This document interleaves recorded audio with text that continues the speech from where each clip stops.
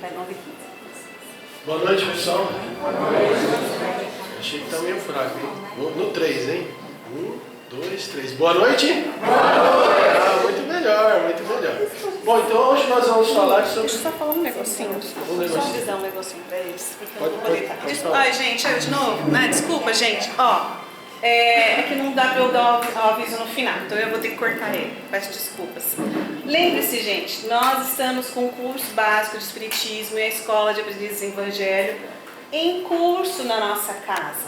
Se vocês não viram ainda o cartazinho lá fora, se vocês não estavam sabendo sobre isso, eu vim contar, tá?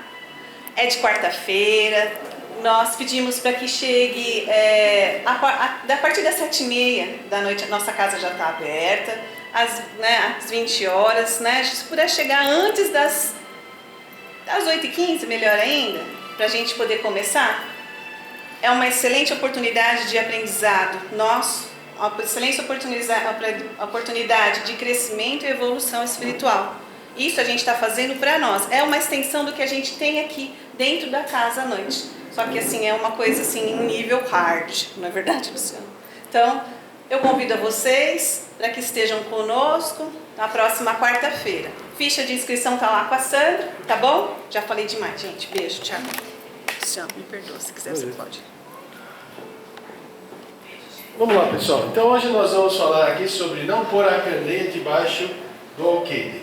Capítulo 24 do Evangelho segundo o Espiritismo. Muito bem. Candeia debaixo do alqueire porque Jesus falava por parábolas.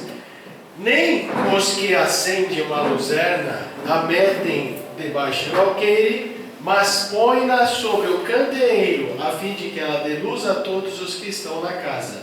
Mateus 5,15. Ninguém, pois, acende uma luzerna e a cobre com alguma vasilha, ou a põe debaixo da cama e põe-na assim sobre um candeeiro, para que vejam a luz que entram, para que vejam a luz os que entram. Porque não há coisa encoberta que não haja de ser manifestada, nem escondida que não haja de saber-se e fazer-se pública. Lucas 8, 16 e 17. Então, esta é a candeia da época de Jesus, ok? Muito bem. Chegando-se a ele, os discípulos lhe disseram: por que razão lhes fala tu por parábolas? Ele respondendo lhes disse: porque a vós outro vos é dado saber os mistérios do reino dos céus, mas a eles não lhes é concedido, porque ao que tem se lhe dará e terá em abundância, mas ao que não tem, até o que tem lhe será tirado. Por isso que é o que eles falam em parábolas, porque eles vendo não veem, e ouvindo não ouvem, nem entendem. De sorte que nele se cumpre a profecia de Isaías, que diz: vós ouvireis com os ouvidos e não entendereis, e vereis com os olhos e não vereis, porque o coração deste povo se fez pesado, e os seus ouvidos se fizeram tardos, e eles fecharam os seus olhos, para não suceder que vejam com os olhos, e ouçam com os ouvidos, e entendam no coração, e se convertam, e eu os saio. Mateus 13, 10, 15. Então, a primeira coisa que nós precisamos entender aqui é não pôr a candeia debaixo do alqueire. O alqueire, como nós conhecemos, em português, aqui, né, no Brasil, é diferente do que está escrito nessa parábola. Então, o alqueire em português tem outro significado. É uma medida de terra, certo? Então você lê o Evangelho, não pôr a candeia debaixo do alqueire, aí você entende que o alqueire é uma medida de terra? Não vai entender, a gente precisa entender o contexto. Atualmente no Brasil trata-se de uma medida referente à terra, mas ao longo da história não foi assim. Em outras traduções, ao invés de alqueire, nós temos a palavra módio. Então o que era módio? Era essa espécie aqui de, como chamam? Um pote, né? Um pote de barro, que você colocava 35 kg de alimento. Então esse é o alqueire, né? Ou o módio, né? Não põe a candeia embaixo do alqueire, mas sobre o candeeiro, né? Então a gente precisa entender isso. Jesus procedia para o povo como a gente faz com as crianças. Não diz que tenhamos de revelar inconsideradamente todas as coisas, diz o Allan Kardec. pois todo ensinamento deve ser proporcional à inteligência de quem o recebe, porque há pessoas que há uma luz muito viva podem ofuscar-se e esclarecer. Então você levantou da cama lá, seu quarto escuro. Se você lançar uma luz bem em frente ao seu rosto, você não vai enxergar nada. Sim ou não? Sim. Né? E com as crianças a gente faz a mesma coisa. A gente ensina matemática avançada, trigonometria para as crianças? Não, a gente vai no básico. Né? Então vai ensinando aos poucos. Então Jesus procedia com o povo como nós procedemos com as nossas crianças. Ok? Tudo bem? Então você vai falar 2 mais 2, 5 menos 3, 6 dividido por 3. Você não vai explicar a relação da relatividade para uma criança de 6, 7 anos. Né? Então, tudo ao seu tempo. O ensino fundamental, não é? Vai até depois nona série, depois vem o colegial, a faculdade, pós-graduação, mestrado, doutorado, e você vai avançando no conhecimento. Muito bem. Né? Você não vai explicar a teoria da relatividade de Einstein, né, para uma criança.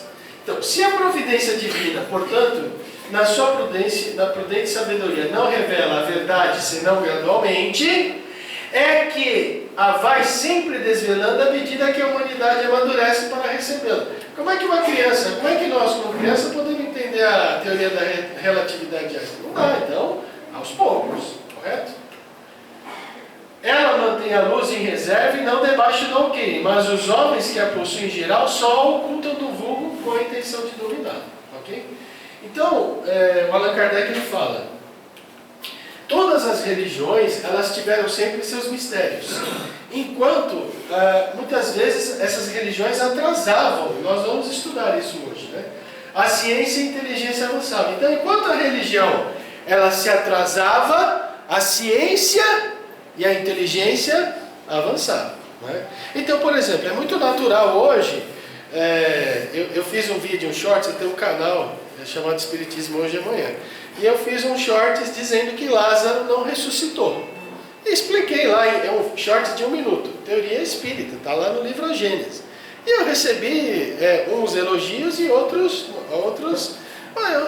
eu acredito na Bíblia, você está louco, você é o diabo em pessoa, e não sei o que, tá. Tá bom, assim, cada um vai entender da forma como quer. Então, por exemplo, na Gênesis mosaica, está dizendo lá que o mundo foi criado em 7 dias. E tem pessoas que piamente acreditam que o mundo foi criado em 7 dias e que no 7º dia Deus descansou, porque está lá na Bíblia. Está lá na Bíblia, eu vou acreditar piamente, mas de duas uma, ou a Bíblia é a palavra de Deus ou é a palavra dos homens. Como é que Moisés poderia ensinar a formação do planeta Terra com as ferramentas que ele tinha em mão? Não tinha física, não tinha química, não tinha biologia, não tinha matemática, não tinha astronomia, não tinha nada. Então ele falou que as águas estavam no céu desse, etc. Enfim, é o que está lá na Gênesis. E o mundo foi criado em 7 dias. E tem gente que acredita piamente que o mundo foi criado em 7 dias. Mas então muitas vezes as religiões, né, as pessoas que se apegam à letra, atrasam muitas vezes o nosso raciocínio, enquanto que a ciência e a inteligência avançam. Né? Então, lógico que nós espíritas respeitamos a Bíblia, respeitamos o Velho Testamento, e temos que estudar sim, por que não? Vamos estudar, vamos entender o livro, né, os livros do Novo Testamento, do Velho Testamento e também do Novo Testamento. Então, a gente tem que ter esse raciocínio lógico. Né? Jesus se exprimiu em parábolas sobre as questões de alguma maneira abstratas da sua doutrina, mas tendo feito da caridade e da humildade condição expressa de salvação. Então, ele falou mais de 50 parábolas, mas ele fez com relação à caridade, à humildade, à perseverança, à benevolência, está muito claro. Né? No Livro dos Espíritos, Allan Kardec pergunta, como nós devemos entender a caridade praticada por Jesus? É o BIP, benevolência para com todos, indulgência para com as imperfeições alheias e perdão das ofensas. Então, benevolência para com todos, não é benevolência para com os brasileiros, é benevolência para com os brasileiros, para com os argentinos, para com os negros, para com os asiáticos, com os ucranianos, para com os russos, para os coreanos do norte, coreanos do sul. Benevolência para com todos da humanidade. Indulgência para com as imperfeições alheias, porque nós temos defeitos e os outros irmãos, 8 bilhões que estão conosco em humanidade, também têm defeito. E perdão das ofensas, porque nós não somos perfeitos, nós erramos. Erramos, nos levantamos, nos arrependemos e tentamos fazer melhor. E as pessoas que convivem conosco também erram. Então, benevolência, indulgência e perdão das ofensas. Então, nesse sentido, está muito clara, né, o que Jesus quis dizer com todo o seu evangelho. Agora, ele falou muitas parábolas, né? Tudo que disse a esse respeito da humildade, da caridade, é perfeitamente claro, explícito e sem nenhuma ambiguidade. Até aqui tudo bem? Beleza? Vamos para frente? Muito bem. O Espiritismo vem atualmente lançar uma luz sobre uma porção de pontos obscuros, mas não o faz inconsideradamente. Ok? Ninguém, pois, acende uma luzerna e a cobre com alguma vasilha, ou a põe debaixo da cama. Põe-la assim sobre um candeeiro para que veja a luz que entra. Né?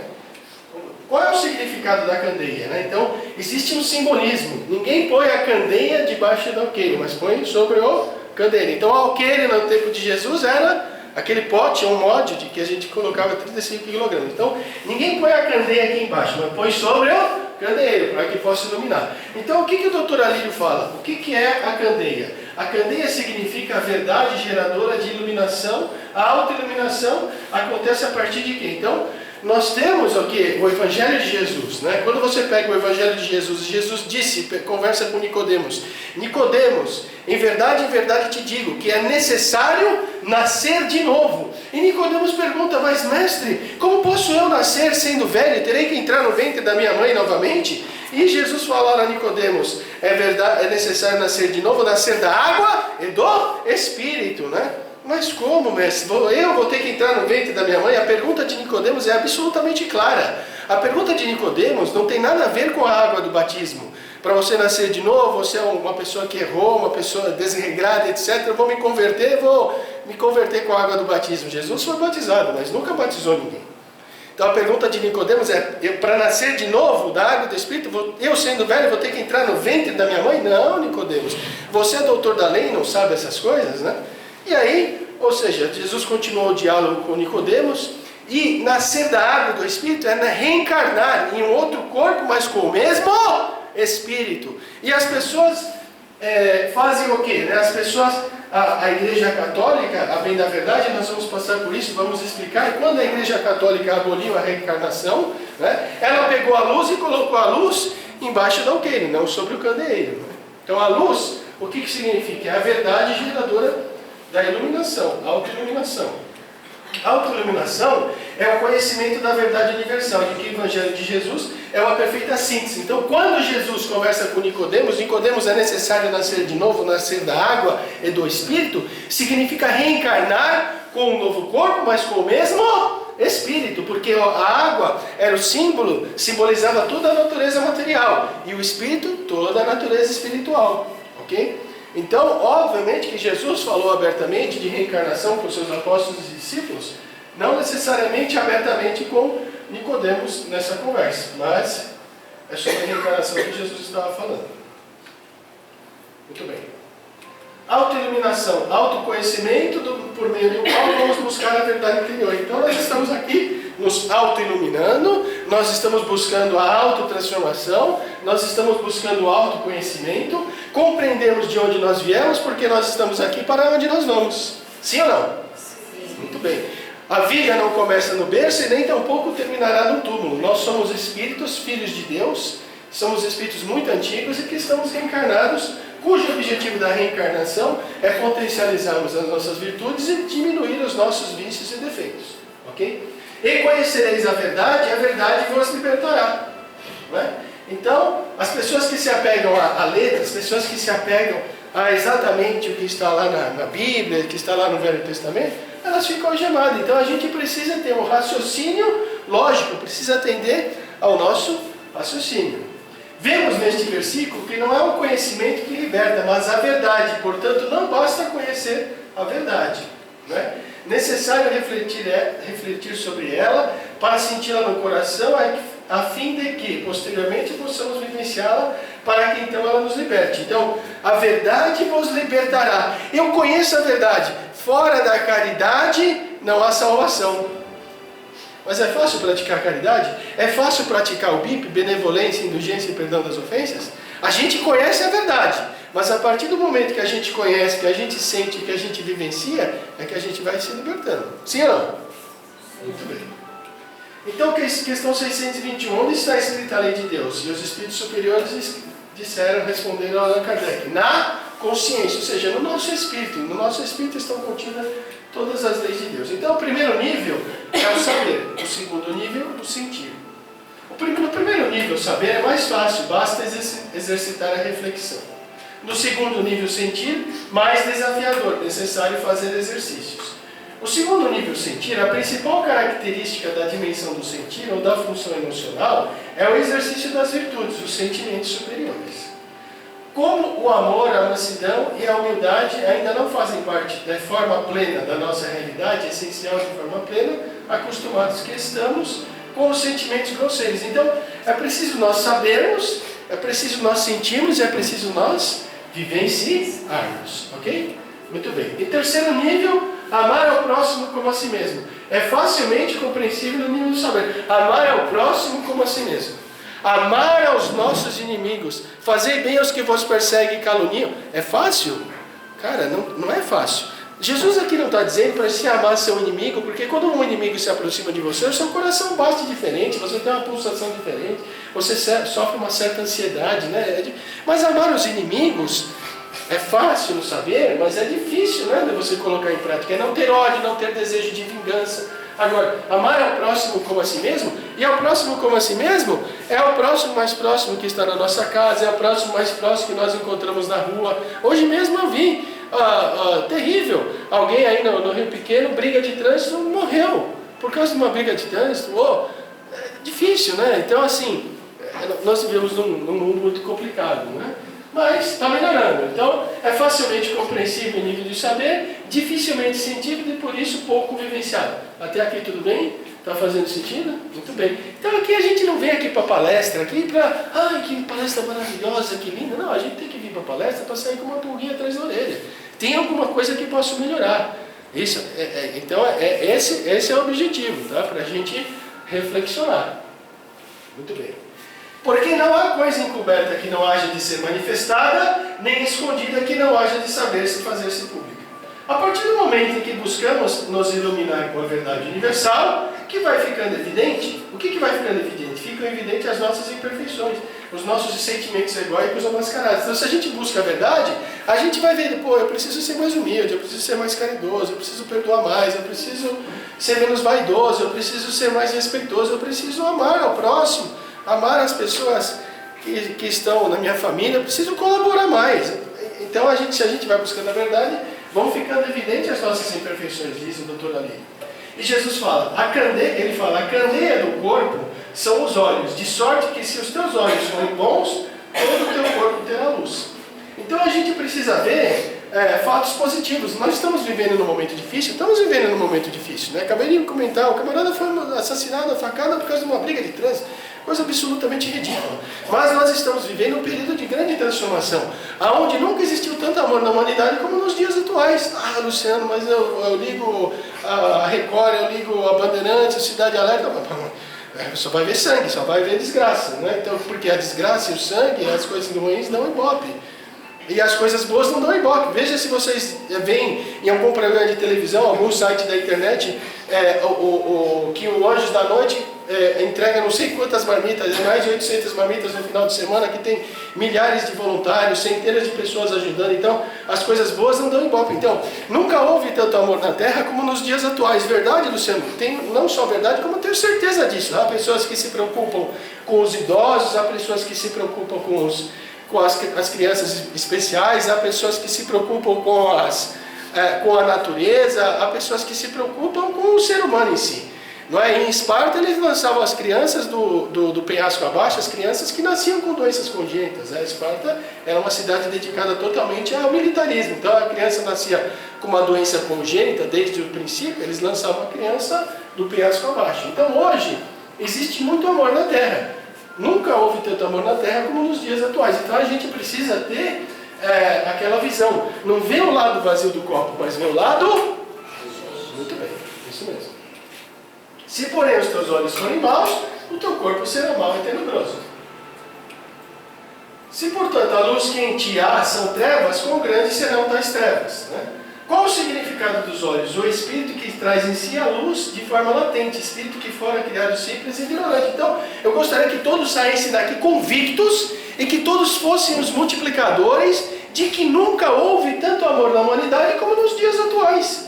O que acontece é que os maus são audaciosos e os bons são tímidos. Quando os bons deixarem de ser tímidos, o bem prevalecerá na humanidade. Ok? Muito bem. Se, portanto, a luz que há em ti são trevas, quão grandes serão tais trevas? Nós escolhemos o caminho do bem ou o caminho do mal, da rebeldia e da ignorância. Cabe a cada um de nós seguirmos o caminho que desejarmos. No livro Há 2000 Anos, Episódios da História do Cristianismo, nós vamos encontrar em Emmanuel os seguintes comentários. No capítulo 5, nas catacumbas da fé e no circo do martírio. Então, quem não leu esse livro Há 2000 Anos, eu sugiro que leia. É muito bom, muito interessante. Conta a história de Emmanuel quando ele era o senador Publio Lentulus. Ok? Muito bem. Então, estavam lá 50 soldados comandados pelo centurião Cláudio Varros. Avançava com seus numerosos pretorianos para a massa atônita dos cristãos indefesos, constituídos na sua maioria de mulheres, alguns crentes mais inflamados. Começaram então a apagar as tochas, provocando as trevas para a confusão e tumulto. Então, os cristãos eles estavam nas catacumbas. E aí 50 soldados avançaram, não é? E aí as pessoas começaram a ficar apavoradas. Mas João de Cleófas descera da tribuna com a sua figura radiosa e impressionante e disse: irmãos, gritou com voz estranha e vibrante no seu apelo, como que saturado de extraordinário magnetismo.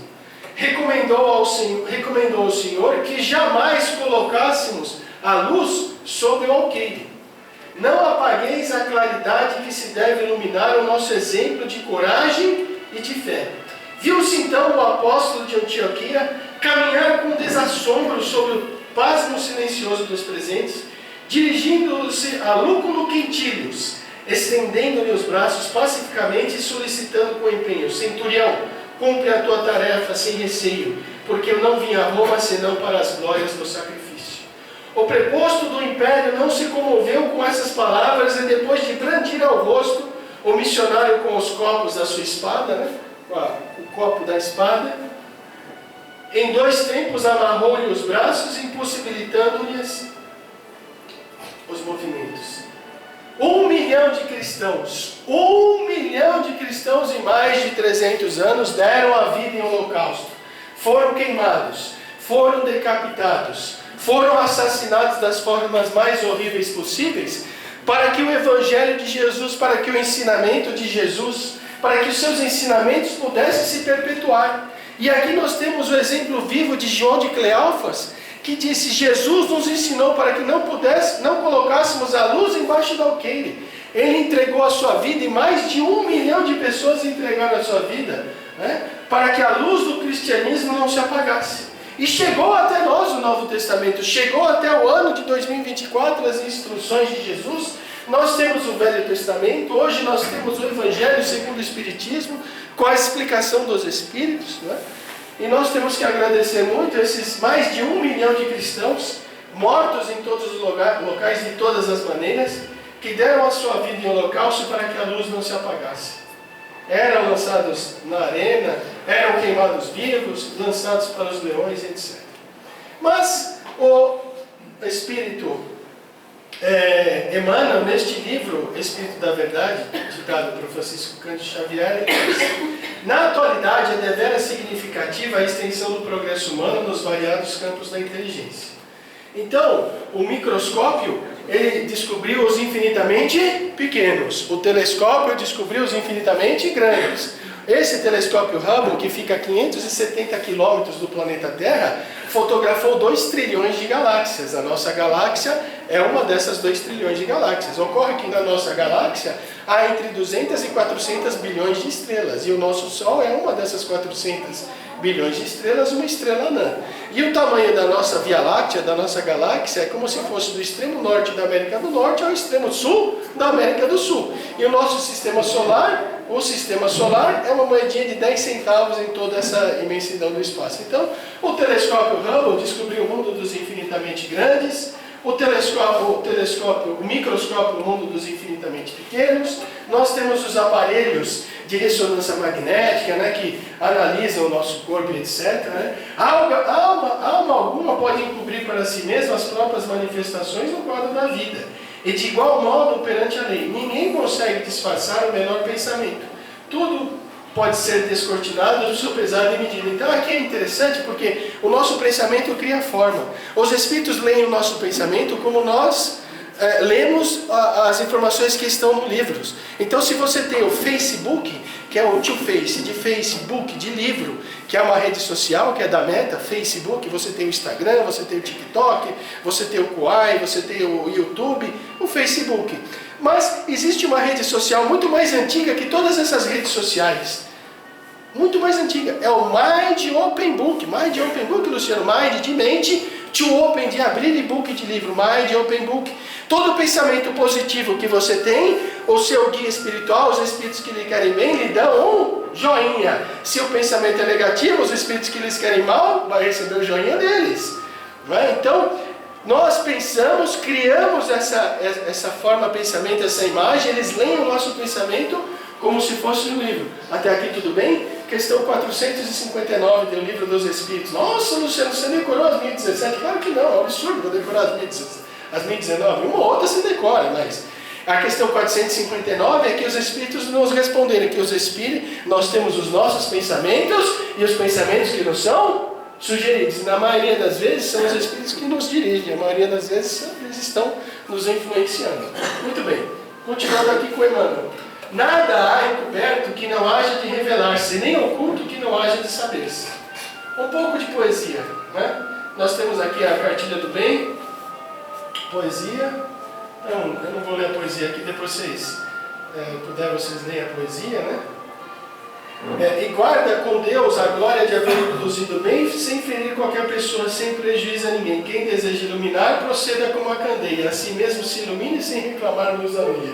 Então, quem deseja iluminar, proceda como a candeia. Assim mesmo se ilumine sem reclamar luz alheia. Porque assim, nós vamos ver aqui, eu preparei alguns slides, há pessoas que nos iluminam por um dia, há outros que nos iluminam por 10 dias, por uma semana, por um mês, há outros que nos iluminam pela vida inteira.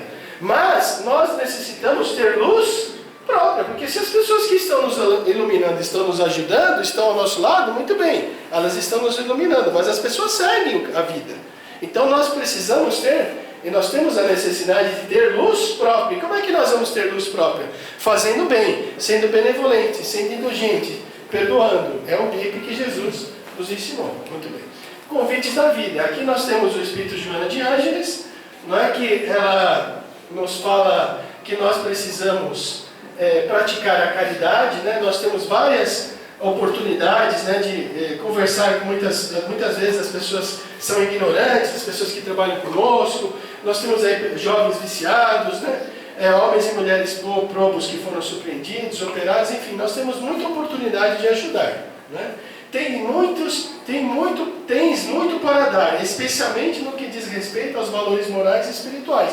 Então nós temos problemas. Todo mundo que está aqui tem problema, sim ou não? Alguém não tem problema? Todo mundo tem problema. Mas nós hoje temos as ferramentas melhores para entender os nossos problemas, e não só para entender os nossos problemas, mas para ajudar as pessoas que estão ao nosso lado e têm problema. Sim ou não? Sim, não é? Então é o que Joana de Ângeles falou. Tens muito para dar, especialmente no que diz respeito a valores morais e espirituais. Constatarás que ajudá-los nessa gama de pessoas que sofrem, né?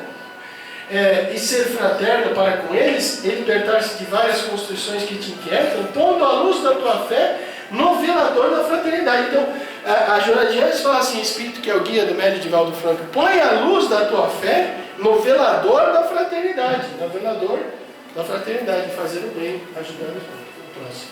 Confraterniza com eles e acende nas suas almas a flama do ideal imortalista, né? Então, afinal de contas, eu digo para vocês que quando a humanidade tiver a certeza, não vou dizer absoluta, porque certeza absoluta é um pleonasmo, já ouviram falar certeza absoluta? Não, quem tem certeza, tem certeza.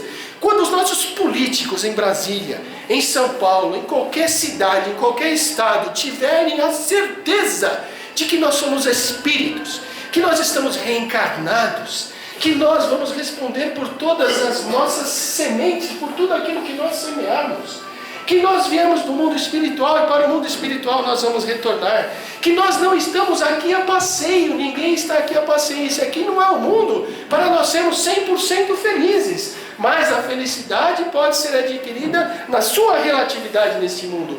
Todos nós temos o direito de ser felizes. Não vamos ser felizes 100% nesse mundo, porque não dá. Nós saímos daqui e vemos pessoas necessitadas, pessoas nas ruas, pessoas sem um cobertor, pessoas que não se alimentaram, pessoas em sofrimento, enquanto na nossa casa está tudo bem. Então como é que eu posso ser 100% feliz? Eu tenho o direito de ser feliz, mas ao mesmo tempo que eu tenho o direito de ser feliz, eu tenho o dever de ajudar. Então, na medida que eu vou buscando a minha felicidade relativa e vou me dispondo a ajudar no sentido da fraternidade, nós vamos o quê? Levando esse ideal imortalista para todas as pessoas, levando a reencarnação, que é uma lei natural, uma lei de progresso, baseada na lei de amor, de justiça e de caridade. Ok? Muito bem. Já o Kaiba Shuto, neste livro Parábola da Candeia, ele fala o seguinte: a luz é indispensável à vida material e à vida espiritual. Sem a luz não há vida. A vida é luz, quer na esfera física, quer na esfera psíquica. Sim ou não?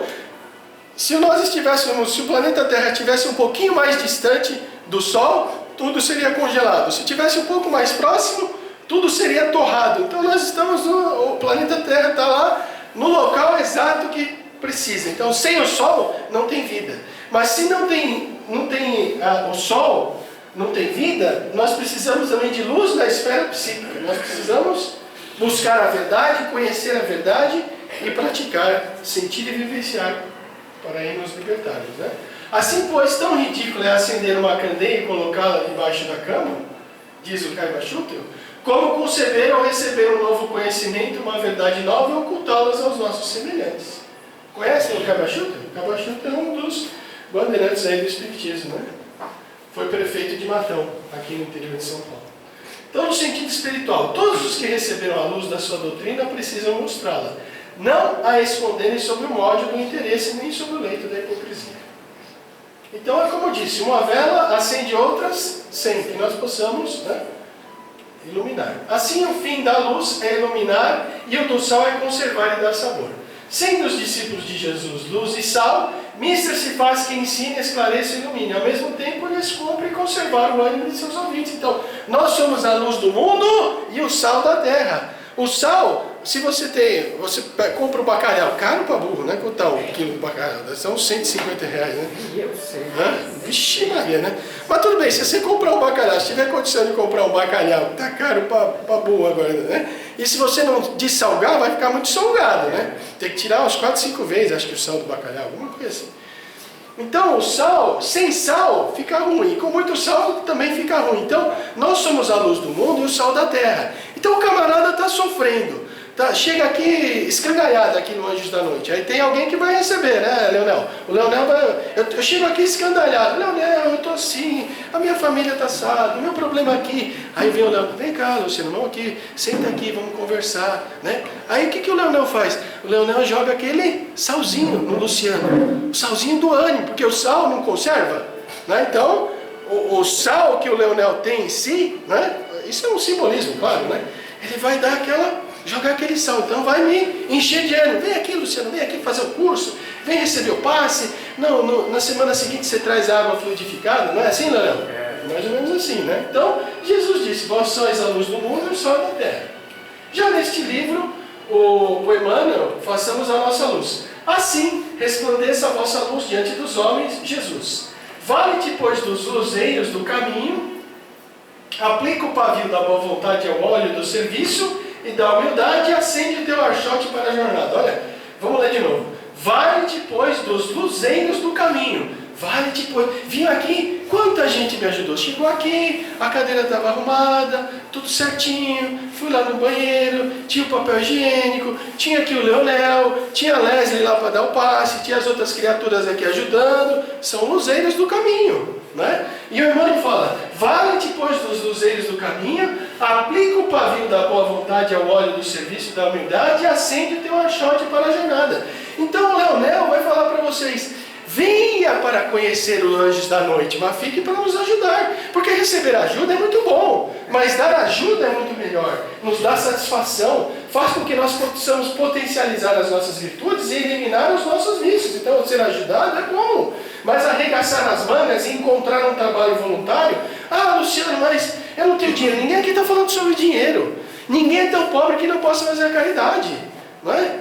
Eu não consigo vir aqui, não sei o que, eu não consigo vir porque eu não tenho dinheiro da condução. Alguém vai te emprestar o dinheiro da condução para você vir aqui no Anjos da Noite e trabalhar no final de semana e trabalhar em algum trabalho voluntário. Então venha para nos conhecer, mas fique para nos ajudar. Tá certo, Leonel? Certíssimo. Muito bem, Leonel. Muito bem.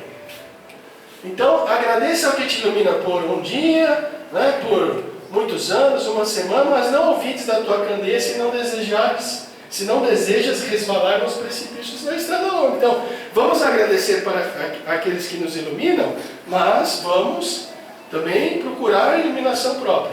Nossa necessidade básica é de luz própria, de esclarecimento íntimo, de autoeducação, de conversação subsistencial do eu ao reino de Deus. Então, a gente tem essa necessidade de luz própria. Então, vem aqui colocar água, ótimo, perfeito. A Leslie falou, olha, mas vai começar um curso aqui de Espiritismo. Então, vamos entender o Espiritismo, vamos entender o que os Espíritos superiores nos explicaram, porque afinal de contas nós estamos aqui, afinal de contas nós estamos reencarnados, afinal de contas nós sabemos que a vida não começa no berço, nem terminará no túmulo, e que esse é o momento de nós nos dedicarmos a entendermos um pouco mais de onde nós viemos, os objetivos da nossa vida, como é que os Espíritos influenciam na nossa vida, como é que nós podemos desenvolver a mediunidade, enfim, né? Tudo isso e muito mais, né? Então avançar sem luz é impossível. Já o Leon Denis, neste livro Cristianismo e Espiritismo, ele fala: as obscuridades do Evangelho são, pois, calculadas e intencionais. As verdades superiores nele se ocultam sob véus simbólicos. Aí se ensina ao homem o que lhe é necessário para se conduzir moralmente na prática, que nós já vimos, né, que Allan Kardec falou, na prática da vida, mas o sentido profundo, o sentido filosófico da doutrina é esse reservado à minoria. Então ele diz, as paixões terrenas, as ambições, o egoísmo bem cedo a destruíram. A política se introduziu no sacerdócio. Então nós vemos que as paixões, a política se introduziu. Jesus sabia que o seu ensinamento ia ser deturpado. Jesus sabia que eles não compreenderiam o seu ensinamento, né? Então o que Jesus nos prometeu? Jesus nos prometeu, eu vos enviarei o Consolador que ficará convosco. Então tem muita gente esperando o retorno de Jesus. Jesus não precisa retornar para o planeta Terra. O que nós precisamos é nos evangelizar o mundo. Quando o mundo for evangelizado, quando o mundo souber da realidade espiritual, que nós somos espíritos, que nós somos imortais, que estamos reencarnados, o mundo se transformará. Mas Jesus disse, eu vos enviarei o Consolador que ficará convosco durante todo o tempo. Então, Jesus não precisa voltar. E nós sabemos que o Consolador prometido nada mais é, nada menos é o quê? Muito bem, o Espiritismo. Exatamente, o Consolador é o Espiritismo, né? Os bispos, de humildes adeptos, de modestos vigilantes que eram a princípio, tornaram-se poderosos e autoritários, constituiu-se a teocracia, e esta pareceu de interesse colocar a luz debaixo do alqueire, e a luz se extinguiu, o pensamento profundo desapareceu. Então nós vivemos a época medieval, uma época das trevas, uma época muito difícil. Só ficaram os símbolos materiais. Essa obscuridade tornava mais fácil governar as multidões. Preferiram deixar as massas mergulhadas na ignorância a elevá-las às eminências intelectuais. Os mistérios cristãos cessaram de ser explicados aos membros da igreja, foram mesmos perseguidos como hereges e pensadores, os investigadores sinceros que se esforçaram por adquirir novamente as verdades perdidas. Fez-se a noite cada vez mais espessa sobre o mundo, depois da dissolução do Império Romano. A crença em Satanás e no inferno adquiriu lugar preponderante na fé cristã. Em vez da religião de amor pregada por Jesus, o que prevaleceu foi a religião do terror. E a igreja definitivamente colocou a candeia debaixo do alqueire. E a partir de 18 de abril de 1857, a gente colocou a luz novamente. Ao lado, todavia, desses males, é justo recordar os serviços prestados pela igreja à causa da humanidade. Então, não é de tudo ruim, né? Porque, afinal de contas, apesar dos descalabros, né? Apesar das coisas erradas, das perseguições, das mortes e etc., das piores mortes possíveis na Inquisição, o Evangelho chegou preservado, né? O que aconteceu é o mau entendimento, a interpretação errônea do Novo Testamento. Então nós vamos ver aqui o Concílio de Constantinopla, que o pesquisador Paulo da Silva Neto nos trouxe. Orígenes é conhecido como um dos maiores sábios do cristianismo de todos os tempos, e foi praticamente o criador da nossa teologia cristã. Então ele falava: cada alma vem a este mundo fortificada pelas fraquezas ou vitórias da vida anterior. Da vida anterior.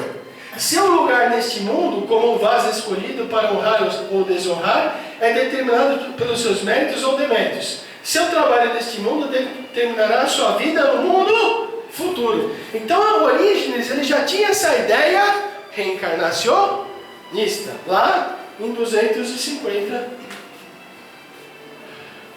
depois de Cristo. Se as almas não existiam previamente, por que encontramos cegos de nascença que nunca pecaram enquanto outros são sãos? Está neste livro, On First Principles, sobre os primeiros princípios. Muito bem. E aí o que aconteceu? Nós tínhamos o imperador Justiniano e a sua esposa Teodora. A igreja de Santa Sofia foi concluída em 552. E o imperador, ele era um teólogo que queria saber mais teologia do que o Papa. Sua mulher, a imperatriz Teodora, foi uma cortesã e se imiscuía nos assuntos do governo. Então, a sua mulher Teodora, estou terminando, a sua mulher Teodora era uma ex-prostituta, né? Contam alguns autores que, por ter sido ela uma prostituta, isso era motivo de orgulho por parte de suas ex-colegas. Ela sentia, por sua vez, uma grande revolta contra o fato de suas ex-colegas ficarem decantando tal honra, que para Teodora se constituía em desonra. Para acabar com essa história, mandou eliminar todas as prostitutas da região de Constantinopla. Então, a Teodora era prostituta. E as prostitutas, as amigas dela, falaram: nossa, que honra, uma prostituta virou a imperatriz. E ela não queria saber do seu passado, mandou matar todo mundo. Então, mandou assassinar mais de 500. Como o povo naquela época era reencarnacionista, apesar de ser, em sua maioria cristão, passou a chamá-la de assassina e dizer que deveria ser assassinada em vidas futuras, 500 vezes, que era o seu karma por ter mandado assassinar as suas ex-colegas. Então o povo sabe como é que é, o povo fala mesmo, né? E aí o que aconteceu, né? O certo é que Teodora passou a odiar a doutrina da reencarnação, tá? E aí, em 543, Justiniano publicou um édito em que expunha e condenava os princípios ideais de ideias de Orígenes, sendo uma delas da pré-existência. E 10 anos depois, em 543, e 10 anos depois, no Concílio de Constantinopla, eles definitivamente aboliram a reencarnação. Então, Luciano, eles acreditavam na reencarnação? Sim! E a Teodora, né, convenceu o imperador e a igreja naquela época que a reencarnação era uma bobagem, era ridículo, né? 553 a 1857, do ano de 553 a 1857, 1304 anos depois, da candeia apagada, porque a candeia ela não ficou debaixo do alqueire, ela ficou apagada por completo, né? Veio o quê? Veio o lançamento de O Livro dos Espíritos, reacendemos a candeia novamente, né? Novamente acesa a candeia, né? Então a mentira ela não resiste ao tempo, né? Ela não resiste, né? Porque não há coisa encoberta que não haja de ser manifestada, nem escondida que não haja de saber-se, né? Já falamos aqui, né? Muito bem. Então, a candeia, no sentido literal, é candeia, no sentido psicológico, é verdade, coisas encobertas que não haja de ser manifestada, algo misterioso, no sentido psicológico, as nossas imperfeições, nem escondida que não haja de saber, se fazer-se pública, algo misterioso, compreensão do símbolo das parábolas, a mediunidade. A gente estudou esses livros, né? Parábolas e Ensinos de Jesus, Parábolas Terapêuticas, esses outros livros aqui também.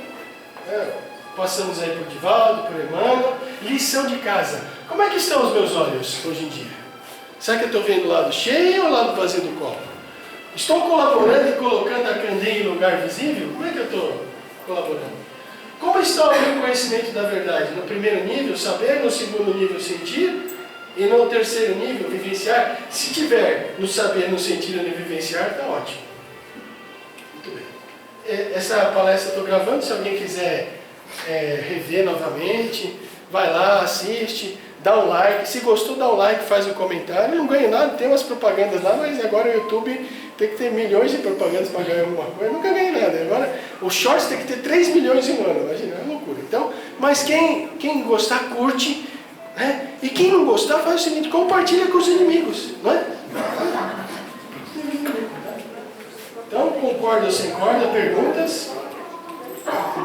Então, que Deus nos abençoe, nos ilumine, nos dê a sua paz, né? Que possamos definitivamente buscarmos a autoiluminação, a autotransformação, enfim, praticar a caridade como entendia Jesus, benevolência, indulgência e perdão das ofensas, para com os nossos familiares, primeiramente, né? Com o nosso marido, com a nossa esposa, com os nossos pais, com os nossos irmãos, e levarmos o BIP para as pessoas que convivem conosco no nosso trabalho, no nosso ambiente, na sociedade. Que Deus nos abençoe, nos ilumine, que possamos hoje voltar para casa com essa pulguinha atrás da orelha, que a gente pode melhorar, e agradecer todos aqueles que nos iluminaram por um dia, por 10, por um ano, às vezes a vida inteira, porque as pessoas se vão e nós precisamos ter essa autoiluminação, precisamos ter luz própria.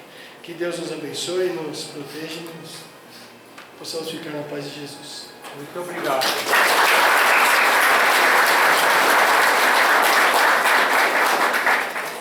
Esse, aquele, não, aquele, o senhor falou lá que era, foi feito de latão.